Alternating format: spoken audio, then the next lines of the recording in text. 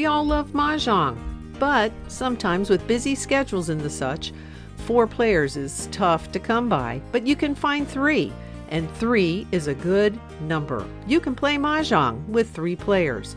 There's a little bit of a change and a few other little nuances, but we're going to go through that. First and foremost, know that the National Mahjong League does not use the Charleston while playing 3 players. The Santa Barbara style of Mahjong, 3-player, we do. And that is pretty special. There's a couple fun things that you can do. 1, keep the jokers. Very exciting. Second, you can also, when doing the Charleston, move things over to the Jongg character, which you'll meet shortly. And things that you might not be able to pass in normal 4-player, you can pass in 3-player. It's little fun things like that. I think you're going to enjoy it. Stay tuned.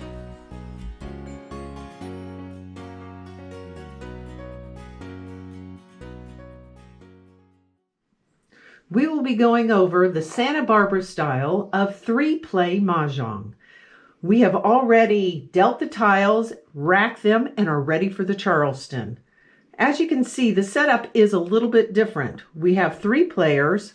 This is East, and there's the other 2 players. Our fake player, or as I fondly refer to him as George Clooney. Some people say Gladys, but I prefer a George.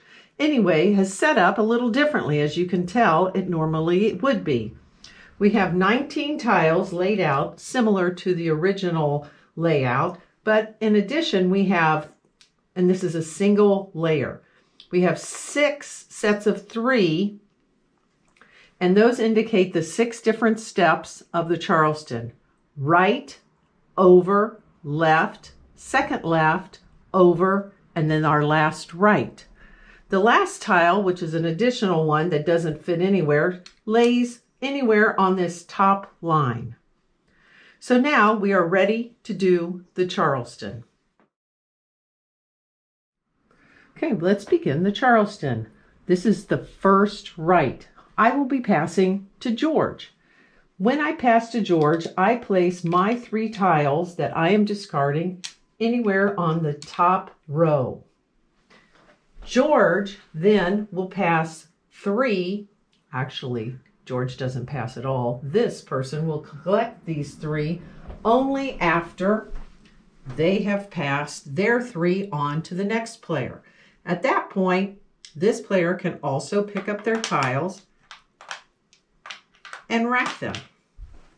And then it goes very similarly to everything else that we already know. So then the second phase of the Charleston is exactly the same. We go over. So I pick 3 to go over. This person picks 3 to go over. This person will pick 3 to go to George. Similarly, they will take the 3 and place them on top randomly. And then they take the first set of 3 over to them. Now we're ready for our first left. So at that time, after you look at your tiles, you choose the next 3 that you'd like to discard, and you go to the first left. This is the same as you would do in any normal 4-player person Mahjong. This person will pass and again randomly place them anywhere on top, and then look at their ones that they receive from the other player. I need 3. Where would I get them? Exactly. George is being so generous in giving me some. If by chance George happens to pass a joker to anybody, in this part of the game, anybody can keep a joker. You don't have to give it back. It's one of the nice things about playing with 3 players, especially this way, because you do have jokers and you are able to keep them. Okay, we are ready to do the second left. And you take your 3 and you pass the second left. Again, placing the tiles randomly on top and then picking up your next one and being able to look at them. Similarly, as in the first left, I will take the next 3. Ooh, I got a joker. I'm keeping that baby. Okay. Also, if you wanted to stop the Charleston after the first 3 steps, you can in this game. However, when going through and doing your courtesy, do not place the additional rows up here.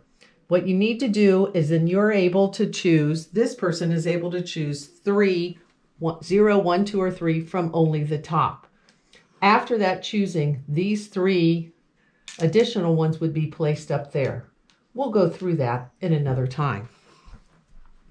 The Charleston is complete. We have used all 6 rows that were previously here, and they've been incorporated into the various hands. At this time, it's the courtesy. Let's see if we can be courteous. So I have chosen to do 3. I will pass it over, and the person over here has also agreed to do 3, fortunately for me. Okay, let's see. This person would like to do 3 as well, and this person would like to do 3 back to me. However, how do I do this? This person has 3. George, how many would you like? 3? Perfect. So what I like to do is, and it's tricky, you can pick anywhere on the top row only. I stack mine so that I know there's difference between the ones I'm actually putting back into the space. And again, you can put them however you like to complete the wall. So I'll take these back over, and these get incorporated back into our hands.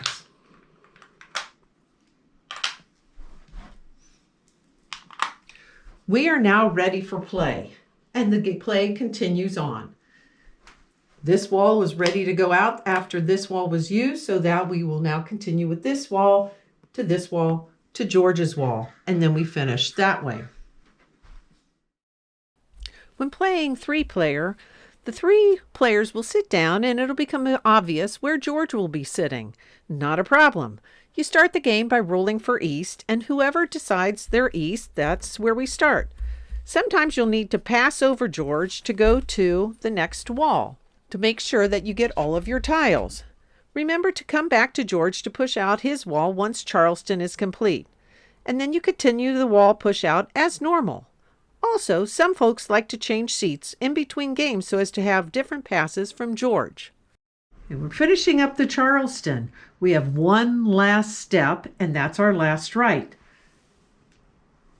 which we will do. Everybody goes to the last right, including George passing over. 3 goes here, and then 3 also from this player will go here. We put them into our rack, and we're ready to do the very last step, which is the courtesy. After looking and setting in, oh, we've got some good tiles. Ooh, I'm loving this. Now we do the courtesy. How many would you like? Oh, I'd like 2, please. Very nice. Here's 2 back. George, how many would you like? Just 1. 1's great. I'll take 1. 1 comes to me, 1 goes to George. We put everything in. Now, as you can see, and this is the point I really want to emphasize on this section of the video, is that we had to jump to this player's wall because we had an issue here because the Charleston wasn't complete when we needed our passing out of our initial tiles. So once we use up this wall of tiles, what we will need to do is go back to George's tiles, and then we will be able to continue play through this way all the way into east, and that'll continue play exactly as we would as a 4-player game. Thanks for watching. This is my first go at something like this, so be kind. But if you have any suggestions, let me know. Be happy to take them into consideration for my next video. Have fun and good luck, and may the jokers be with you.